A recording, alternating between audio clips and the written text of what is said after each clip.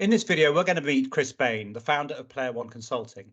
Chris comes from Xbox, having done 10 years there with a large focus on research. Also, having worked 6 years at Accenture, he was then able to apply all of this experience and set up his own business, Player One Consulting, where he's worked extensively with game studios and publishers and launched some 100 plus titles. But first, a word about Project 369. My name is Will Jeffery and I am the founder. And if you work in the games industry as a publisher, studio, service business or creative agency, you'll know that the industry is evolving very rapidly. And there are some tough changes, but also opportunities that come with that, which is where Project 369 comes in. We are a group, a community, an ecosystem of people and companies that pull together their talent, strategies, tech and services to help the games industry and everyone in it evolve. So let's meet Chris. So I think today we decided that what we're going to talk about generally is you in relation to go-to-market planning and to sort of unpick or uncover something about what we mean by that.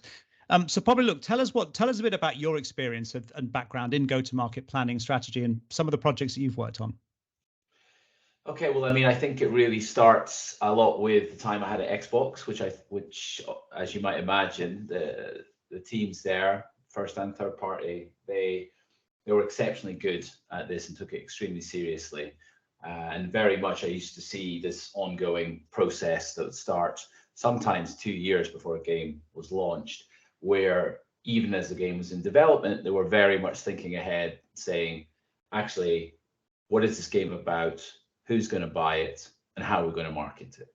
And there was always that framework was built early on, a bit of a scaffold, if you like. And then as we went through development, it got more and more detailed and rich, and you had and more people were brought into the discussion. And by the time the game was actually ready to launch, you already, or even 6 months before, you had a very detailed plan of action. You knew exactly who you were aiming at, and you knew exactly how you wanted that game to land.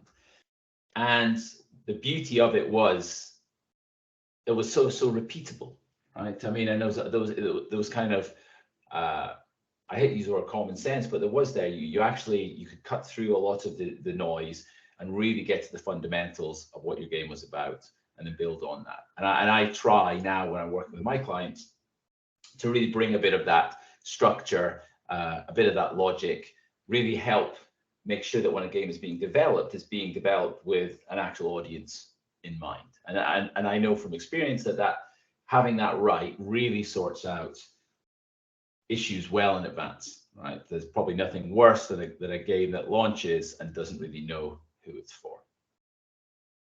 So in some of these situations where you provide this kind of consultancy, are there some sort of consistent areas that you feel that you come and you find when you start to open up the box? Certainly. I mean, maybe to sort of say where it can go wrong is, when people, for example, are developing something like a driving game. Like, it's a driving game, but actually that covers such a huge diversity of player, whether based on the kind of behaviors that they have, the games that they play, or actually even the reasons why they play it.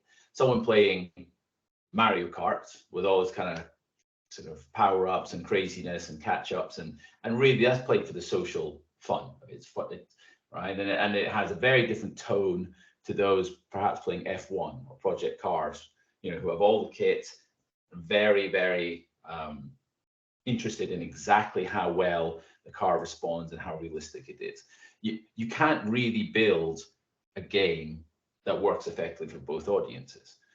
But if there's lack of clarity during the development process, when you actually have this product, this game that comes to market, you don't really know who to market it to. You don't really have an effective plan of who is this for. And that's where these things kind of fall between two stools.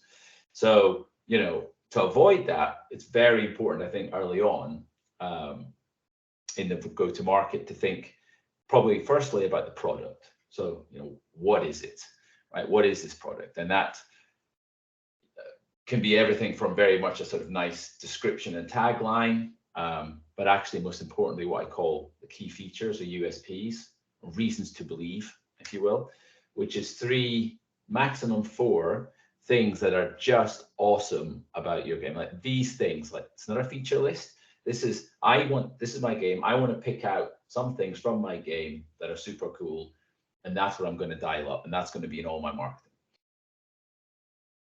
Now, once you have that, of course, there's the other part of the go-to-market, which is thinking about the audience. So, okay, so I know what's super cool about this game. I know why people want to play this, right? And, to give you an example, that could be, the aesthetic that it has, like it's a 80s neon look, or it has a vast open world, or it has a choice and consequence mechanic, or, it has great humor. It's got a fancy parody setting. These kind of things, you think, okay, these are the things that I want to dial up. I don't want a 25 features list that no one cares about. I want these 3 or 4 things, and I want to find the audience who will love that.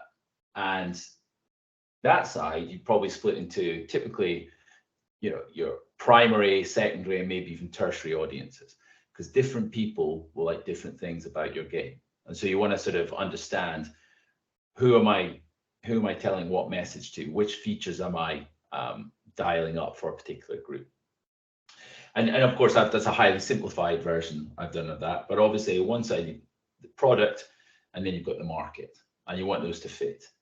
And once you have that, that's when you can start to get into the detail of the marketing strategy and how you want to actually get those messages across.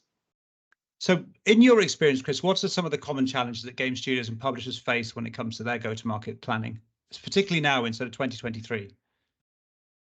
I think one thing is not spending enough time understanding what their game actually is. And one of my sort of pet hates are these kind of very generic game genre titles like Metroidvania or Souls-Light. In my experience, and I say I've launched hundreds of games, I've talked to hundreds more developers, everyone has a different view of what these things mean, and they're lazy. They're kind of lazy, and I see sort of maybe journalists pick them up as well and reuse them, but they never really get to the nub of actually what your game is about. So I think that's possibly the first issue. People don't really get to the core of what their USP is and what that looks like. So that's probably the first issue. And so I would always urge like a lot of introspection. And this is obviously right early on in the concept side of things. This isn't after the game is done, right? Because it's kind of too late at that point. This is very much right at the sort of early concept stages. Having that sort of tough questioning session, right? Being candid, not being afraid to challenge some of the ideas or ask people to unpick the assumptions. You're talking about emergent gameplay there. What exactly do you mean by that? Can you give me an example? So clearing these things up early on will really help to make you have a so solid product side to go to market. So that's probably the first issue. I would say not really going too deep at that stage, kind of falling a bit into cliche and really being a little bit vague. I think the second, if I look at the other side of things, perhaps the market piece, one of the challenges I see a lot is when you're trying to identify a market, we're so used to seeing kind of demographic things, right? So like, oh yeah, it's Gen Z, or it's 18 to 34-year-old females, or it's something similar like that. My advice to all studios is forget that stuff, because A, you don't have the data. Like, who has that data? B, you don't really know even if they are playing your game. And C, there's such big groups that even if you knew it, you wouldn't know how to reach them for a sort of reasonable cost, right? Just too large, too vague, too generic. So even if you knew that 18 to 34-year-old women were playing your game, how do you reach them, right? That's an enormous audience, and it's just not economical to reach them in any meaningful way. So rather than thinking about demographics, I always recommend that we look on two things. First of all, behavioral. So what do the players who like this game play today? Right? I want them to like my game because they like similar games. And this is essentially a rule of behavior in 2023. People like to play more of what they already play. So find out what they are. but then find out where they go. Where are they on Reddit? Who do they follow on Twitch? Are there particular YouTubers they like? That really gives you a clue as to who likes your game and where you can go for it. And then I think if you really want to take it to the next level, you can look at attitudinal. So why are they playing my game? So yeah, I know they play this game, but what is it about it? And this comes back to those sort of reasons to believe, those USPs of your game. You know, people play it because they love the thrill of the competition, or they love the social aspect to it, the kind of cooperative piece, or perhaps they love the narrative within it, or the creativity, the sandbox capability, right?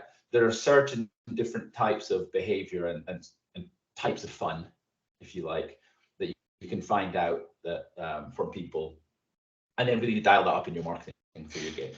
So that kind of is the sort of market side I look at. Can you sort of identify some of the areas that you think are uniquely advantageous when you're working with an external consultant?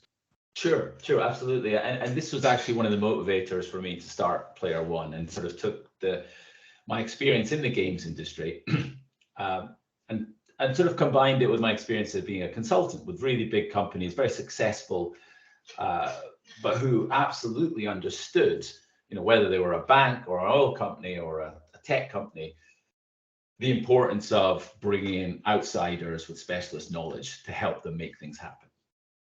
And I was always struck by the fact that games, for whatever reason, were very slow in the uptake with that. So I saw, actually, that shouldn't be right. We should enable games companies to have the same services that others do.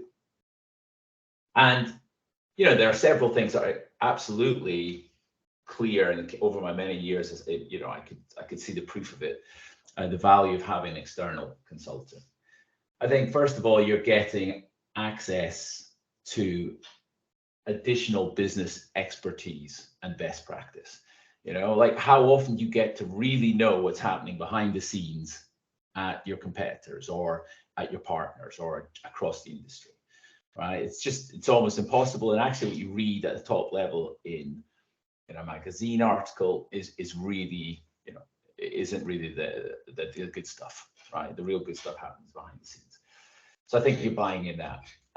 Also, even if people, like you mentioned, you know, within the organization, they kind of know that. Say, look, I've been talking about this, you know, I want to tell people about this. I believe that. The challenge is they don't have often the license to go around and start those conversations, right? They have a day job, they have other stuff to do. And sometimes they're tied in with the sort of relationships and the political kind of preferences and all the complexities in an organization that you get.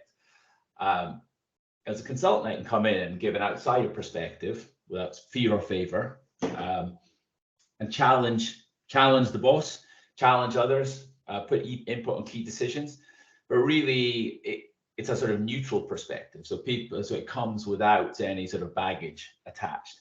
And what often happens is in these situations is someone within the organization has said, oh, I wanted to say this for a long time, but I really needed that impetus of someone to come in and support me and show this wasn't just like a personal agenda. So that absolutely happens. Another thing is, I mentioned people having their day job. Getting change done at a strategic level in companies is hard. Everyone's busy. No one's sitting around doing nothing. They've all got a day job, business as usual. But to actually enact that change, there's a sort of activation energy. You need to just get over that hump. You need someone who's working in your organization saying, I only care about getting this done. So when I come in, that's what I do. I drive these sessions. I say, okay, guys, put the rest to the side. We want to move this forward. Let's go and do this now. And that's a role of fulfill, or, you know, my team, or if a consultant I bring in from Player One, we can do that. And additionally, of course, is that ability to bring in specialists from other areas as well, right? It's kind of coordinating, orchestrating that what can be a complicated project. You know, when you've got expertise across different areas. I have a strategy side of things, but of course you can have community managers or experts in media buying or data scientists kind of pulling all those people together and making them work in a coherent way for a project is difficult. So again, that's where a sort of consultant can come in. And I think finally, you know, it's just pragmatically thinking about it, getting access to senior skilled resources, right, is difficult. I mean, getting access to any resource in our industry is very hard at the moment. But people that have VP level experience or 10, 20 years experience in the industry, you know, to get those on board, you wouldn't be able to hire those people full time. It's just not practical, reasonable, economic. You don't need those people all the time. You just need them at key decision points when things are happening. So you just need to have flexible access to them. So again, the consultancy model works really well for that. Great. So when you think ahead, Chris, do you see the kind of the way that the consultancy relationship with clients may evolve in the future? It's interesting. As I say, I think as our industry gets more used to the idea of bringing in outsiders or bringing in expertise from outside of their immediate organization, I think what we're going to start doing is seeing those clients, if you like, become better at working with them and really managing to generate some more innovation in conjunction with these additional ideas. And I think that's just a sort of learning process. You know, video games, great industry we are, but still quite young in some ways. And I think we still have some learning to do about how we utilize these kind of services. As I say, obviously, as more and more expertise gets required, because we have such a fast evolving industry, being able to bring in people who understand about, I don't know, machine learning, generative AI, free to play, live ops, all the different, you know, the various different flavors of VR, XR, AR, all of those areas require specialist knowledge. And I think what we'll start to see is more of these almost like multidisciplinary projects taking place as we have people working with expertise in different areas. I mean, finally, is there a question that you would have liked to have been asked?